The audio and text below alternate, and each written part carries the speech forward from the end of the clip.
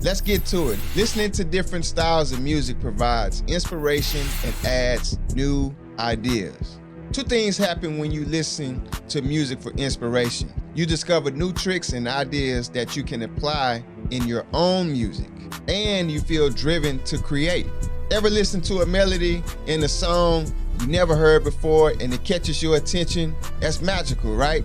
Sometimes I even listen to the riffs of a jazz song and try to capture the off-rhythm beat that's in the background. When you listen to songs and different music and different genres, you're going to pick up skills and tools that you can implement in your own, beats and music. Or sometimes I listen to salsa music and let the horn section take the lead in my mind. So as a producer, we have the ability to listen to different sounds in the music, even though the average listener, they're putting everything in one pot. But as a music producer, we can take certain sounds and certain rhythms and certain instruments, and we can separate the sounds from the rest of the track. And that one sound would just stand out, in our ears, right? I bring all of that energy into hip hop and R&B and pop music, because that's what I produce. That's what I produce mainly. I bring all of that energy, those different ideas in those genres of music. Stacking these tools make me a unique music producer.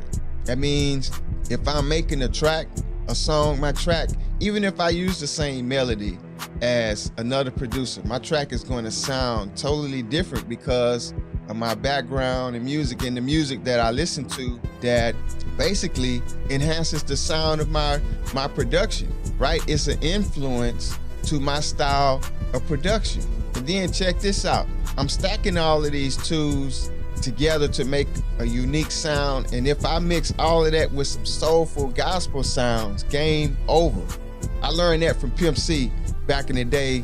One of UGK's top songs, hits, was Front, Back, Side to Side. Pimp C was the master at mending hip hop and gospel soul and blues styles of music together, blending it all together, making like some real good gumbo, man, like making some real good soulful music, right? It had that hip hop sound, but it had the soul to it, right? Puffy also is a good example of a producer that did that. You have to put the soul in your music, even in jazz and salsa.